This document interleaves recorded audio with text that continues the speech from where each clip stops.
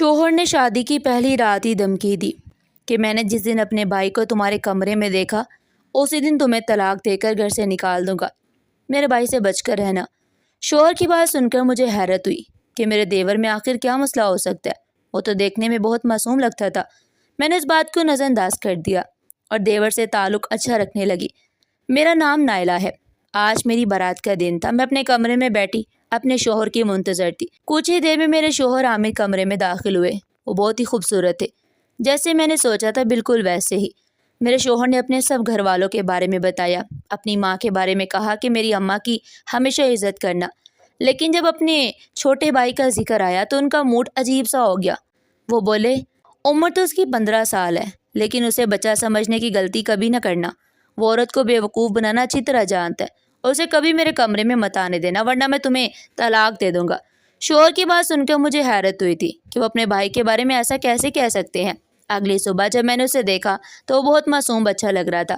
میں نے اس کے سر پر ہاتھ رکھا اور کہا، تم مجھے بھابھی نہیں باجی کہنا، میں تمہاری بڑی بہن کی طرح ہوں۔ میں سوچا شاید میرے شوہر کا ذہن بہت منفی ہے، کیونکہ میری ساس اپنے دونوں بیٹوں سے محبت کرتی تھی۔ اسی وجہ سے میں نے اپنی ساس کو یہ محسوس نہیں ہونے دیا کہ مجھے ان کے چھوٹے بیٹے سے کوئی مسئلہ ہے۔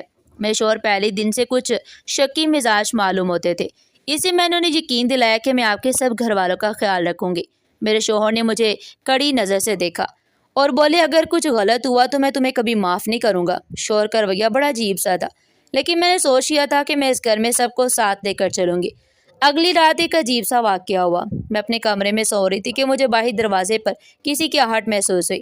میری آنکھ ایک دم کھل گئی۔ میں نے دیکھا تو باہر ایک سایہ سا لہرا رہا تھا۔ میں جلدی سے اٹھ کر سر پر دوپٹہ لی اور باہر آئی، مگر وہاں کوئی بھی نہیں تھا۔ ایسے لگ رہا تھا جیسے کوئی مجھے دیکھ رہا ہو۔ مجھے بہت ڈر محسوس ہوا۔ میں جلدی سے اپنے شوہر کو اٹھایا اور پوچھا کہ آپ کا بھائی ٹھیک لڑکا نہیں ہے؟ تب میرے شوہر نے غصے سے مجھے دیکھا اور بولے، کیا مطلب ہے تمہارا؟ میں نے انہیں ساری بات بتائی تو وہ بولے، تمہیں وہم ہوا ہے، میرا بھائی ایسا نہیں ہے۔ شوہر کی بات سن کر میں مطمئن ہو گئی تھی۔ مجھے بھی یقین آ گیا کہ شاید میرے شوہر نے بس احتیاطاً مجھے دیور سے دور رہنے کا کہا تھا، مگر مجھ سے بہت بڑی غلطی ہو گئی تھی جو میں نے اپنے دیور کو معصوم بچہ سمجھ لیا۔ ایک روز میرے شوہر نے بتایا کہ انہیں کچھ دنوں کے لیے شہر سے باہر جانا پڑے گا۔ وہ کسی کام کے سلسلے میں جا رہے تھے۔ اسے میں نے اعتراض نہیں کیا، حالانکہ ہماری شادی کو بھی صرف 2 ہی ہفتے ہوئے تھے۔ میں نے اپنے شوہر سے کہا کہ میں آپ کا انتظار کروں گی اور آپ کی امانت میں خیانت نہیں کروں گی، لیکن ان کے جانے کے بعد جو ہوا اس نے میری زندگی بدل دی۔ شام کے 5 بجے میرے شوہر گھر سے روانہ ہوئے تھے۔ میں رات کے 12 بجے تک جاگتی رہی، مجھے نیند نہیں آ رہی تھی۔ رات کی تقریباً 1 بجے کا وقت ہوگا جب مجھے لگا کہ میرے کمرے میں میرے علاوہ بھی کوئی موجود ہے۔ دروازے پر ہلکی سی چڑچڑاہٹ ہوئی۔ میں نے زیادہ غور نہیں کیا کیونکہ میں نے دروازہ اندر سے لاک کر لیا تھا۔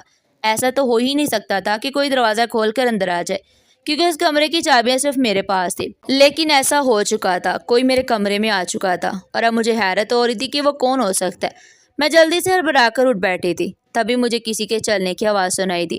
میرا دل خوف سے کانپنے لگا۔ میں وہی ساکت بیٹھی رہی۔ پھر تقریباً 2 منٹ بعد ہلکی سی روشنی دکھائی دی۔ کوئی میرے کمرے میں کچھ ڈھونڈ رہا تھا۔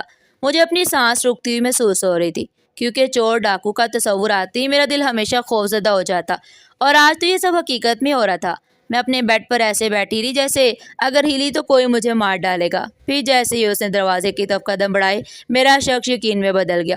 وہ واقعی کوئی چور تھا۔ میں نے ہلکی سی چیخ ماری اور فوراً کمرے کی لائٹ آن کر دی، لیکن میری حیرت کی انتہا نہ رہی جب وہ شخص میرے کمرے سے نکل کر سیدھا میرے دیور کے کمرے کی طرف جاتا محسوس ہوا۔ میں چیختی ہوئی باہر آ گئی۔ میں نے اپنی ساس کو بھی جگار بتایا کہ میرے کمرے میں ایک چور آیا تھا اور اب وہ دیور کے کمرے میں چلا گیا۔ میری ساس کو یقین نہیں آ رہا تھا۔ وہ بولی، ایسا کیسے ہو سکتا ہے؟ گھر کے سب دروازے بند ہے، اگر چور آتا تو میرے کمرے میں بھی آتا، اور اگر اس کی نیند خراب ہوتی تو اتنے آرام سے کیوں جاتا؟ چور ڈاکو کسی سے ڈرتے نہیں ہوتے، وہ سیدھا حملہ کر دیتے ہیں۔ میں نے اپنی ساس کو سمجھایا کہ آپ ایک بار اپنے بیٹے کا کمرہ تو دیکھیں، کہیں ایسا نہ ہو کہ وہ کسی مشکل میں ہو۔ میری ساس کو میری بات ٹھیک لگی اور ہم دونوں دیور کے کمرے کی طرف گئے۔ کمرے کا دروازہ بند تھا۔ ساس نے زور زور سے دروازہ کھٹکھٹایا۔ میرا دیور آنکھیں ملتا ہوا باہر آیا اور بولا، کیا بات ہے اماں، آپ نے مجھے رات کی اس وقت کیوں جگایا؟ میری ساس بولی، بیٹا تمہارے کمرے میں کوئی اور تو نہیں ہے؟ وہ غصے سے بولا، میرا دماغ مت خراب کریں، میرے کمرے میں اور کون ہوگا؟ کیا میں آپ کو ایسا لگتا ہوں کہ کوئی لڑکی بگا کر لے آؤں گا؟ میری ساس فوراً بولی، نہیں بیٹا، ایسی کوئی بات نہیں۔ پھر دیور نے دروازہ بند کر لیا۔ میری ساس نے مجھ سے کہا، یہ سب تمہارا وہم تھا، تمہارے کمرے میں کوئی نہیں آیا ہوگا، لیکن میں جانتی تھی کہ اس رات کچھ نہ کچھ ضرور ہوا تھا۔ میری خاموشی کے پیچھے ایک بہت بڑی وجہ تھی۔ اور میں نے فیصلہ کر لیا تھا کہ اب میں اس گھر پر نظر رکھوں گی۔ کون میرے کمرے میں آتا جاتا ہے اس کا بھی پتہ لگاؤں گی، اور کس کے پاس میرے کمرے کی چابی ہے یہ بھی مجھے معلوم ہونا چاہیے۔ اگلی صبح میرا شوہر بھی اچانک گھر آ گیا، حالانکہ وہ ایک ہفتے کا کہہ کر گئے تھے۔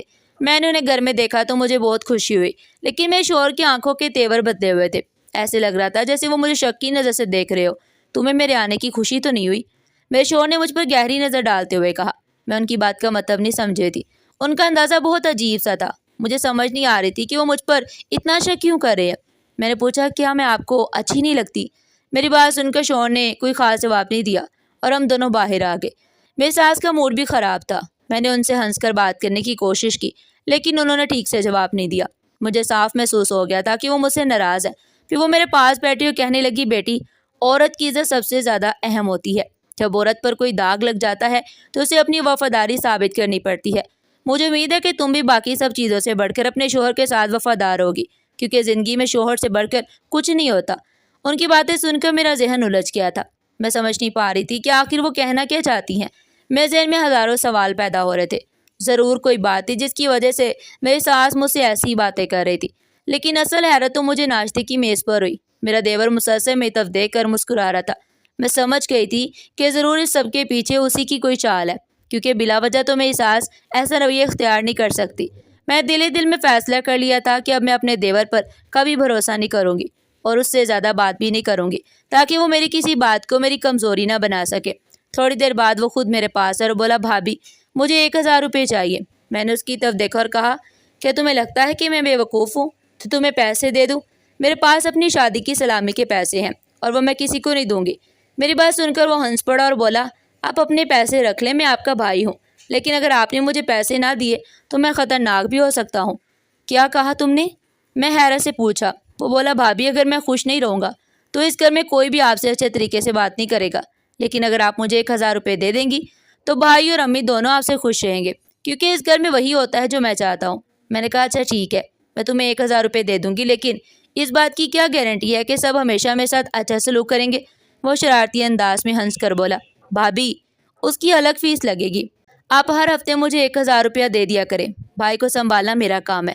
میں اب اس کی باتوں میں آ گئی تھی۔ میں سوچا ہر ہفتے اسے 1000 روپے دے دیا کروں گی۔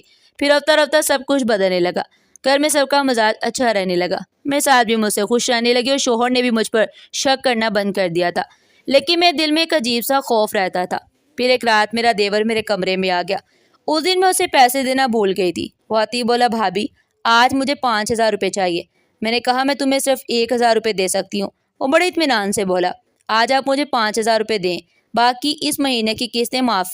اس وقت مجھے میرا دیور کوئی معصوم لڑکا نہیں بلکہ بہت خطرناک انسان لگ رہا تھا۔ میں نے غصے سے کہا، تم ہوتے کون ہو مجھے دھمکیاں دینے والے؟ میں تمہارا آخر کیا بگاڑا ہے؟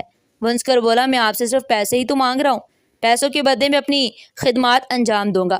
اب یہ آپ کی مرضی ہے کہ آپ کو منظور ہے یا نہیں۔ میں زیادہ دیر رکوں گا نہیں۔ اس کی باتیں سن کر میں حیران رہ گئی۔ میں نے صاف انکار کر دیا تو وہ مکاری سے مسکرایا اور بولا، دیکھیں بھابھی، میں زیادہ باتیں کرنے کا قائل نہیں ہوں، لیکن میرا اٹھایا ہوا ایک قدم آپ کے لیے بہت خطرناک ثابت ہو سکتا ہے۔ میں نے غصے سے پوچھا، کیا تم جادوگر ہو؟ وہ ہنس کر بولا، میں جادوگر تو نہیں ہوں، لیکن جو میں کرتا ہوں وہ جادو سے بھی زیادہ تباہی لا سکتا ہے، یہ بات یاد رکھنا۔ یہ کہہ کر وہ چلا گیا اور جاتے جاتے مجھے شام تک کا وقت دے گیا کہ میں اسے 5000 روپے دے دوں، ورنہ نتائج کی ذمہ دار میں خود ہوں گی۔ لیکن میں نے اس کی بات نہ ماننے کا فیصلہ کر لیا۔ شام کے وقت ملازمہ میرے پاس ہے اور بولی، آپ کی ساس آپ کو چھت پر بلا رہی ہیں۔ میری ساس اکثر مجھے اپنے پاس بٹھا کر پرانی باتیں سنایا کرتی تھی، اسی وجہ سے میں فوراً ان کے پاس چلی گئی اور ان کے دل کا بوجھ بھی ہلکا ہو جاتا۔ میں نے سوچا میں جلدی سے اوپر جا کر ساس کی بات سن لیتی ہوں، 2-4 باتیں بھی ہو جائیں گی اور وجہ بھی معلوم ہو جائے گی۔ لیکن جیسے میں چھت پر گئی، چھت کا دروازہ پیچھے سے بند کر دیا گیا۔ مجھے سمجھ آ گئی تھی کہ کچھ غلط ہو رہا ہے، لیکن میں نے چیخنا چلانا مناسب نہیں سمجھا۔ ابھی 2 منٹ ہی گزرے تھے کہ میں چھت پر اسے دیکھ کر حیران رہ گئی۔ ارسلان، تم؟ میرے منہ سے بے اختیار نکلا تھا۔ وہ بولا، ہاں، میں تمہاری فکر میں یہاں آیا ہوں، بتاؤ تم اب کیسی ہو؟ میں نے کہا، میں بالکل ٹھیک ہوں، لیکن تم یہاں کیوں آئے ہو؟ خدا کے لیے یہاں سے چلے جاؤ۔ میں یہ کہہ رہی تھی کہ چھت کا دروازہ کھلا اور ساتھ ہی ارسلان دوبارہ دیوار پھلانگ کر وہاں سے چلا گیا۔ تم کس سے باتیں کر رہی تھی؟ میرے شوہر عامر نے آنکھوں سے شعلے برساتے ہوئے مجھ سے پوچھا۔ میں تو کسی سے بات نہیں کر رہی تھی، میں نے گھبراتے ہوئے کہا اور میری زبان کانپنے لگی۔ میرے قدم لڑکھڑا گئے اور میں زمین پر گرتے گرتے بچی۔ عامر نے مجھے سنبھالا اور اٹھا کر نیچے لے گئے۔ میری طبیعت واقعی خراب ہو چکی تھی۔ مجھے ہاسپٹل لے جایا گیا، میرے ہاتھ پاؤں ٹھنڈے پڑ گئے۔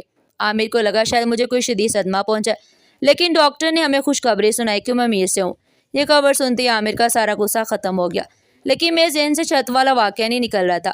میں یہی سوچ رہی تھی کہ آخر ملازمہ نے مجھے چھت پر کیوں بھیجا۔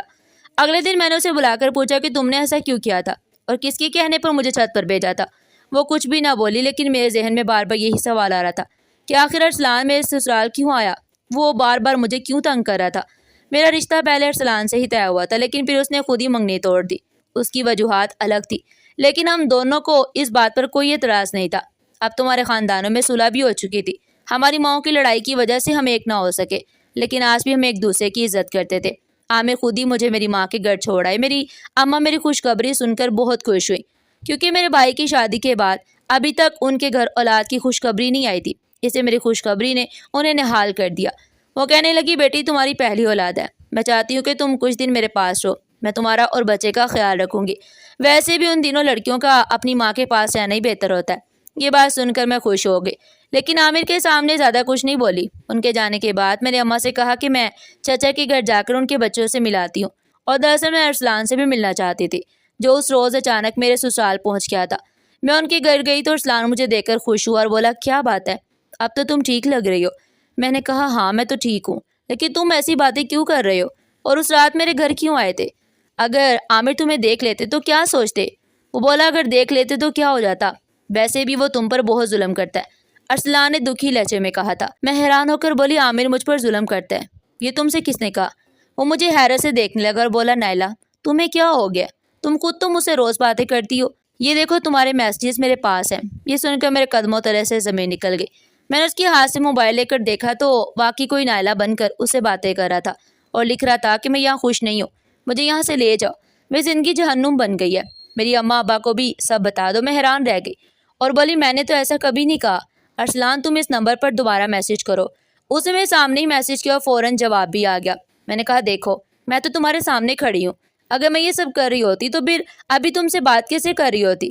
یہ ضرور کوئی اور ہے۔ مجھے اپنے دیور پر شک ہو رہا تھا۔ تبھی اس مسئلے کو حل کرنے کے لیے میں نے اپنی امی اور عامر دونوں کو وہیں بلا لیا، کیونکہ جو بھی یہ سب کر رہا تھا وہ میرے اور عامر کے درمیان جھگڑا کروانا چاہتا تھا، اور بات طلاق تک بھی جا سکتی تھی۔ ارسلان نے ساری بات عامر کو بتائی اور وہ سارے میسیجز بھی دکھائے۔ عامر نے بڑی چلاکی سے ایک نئے نمبر سے کال کی تو سامنے والے نے فوراً فون اٹھا لیا۔ آواز سنتے ہی عامر نے فوراً فون بند کر دیا، کیونکہ وہ کوئی اور نہیں بلکہ میرا دیور تھا۔ میرا شک بالکل ٹھیک نکلا، ارسلان میری عزت کرتا تھا۔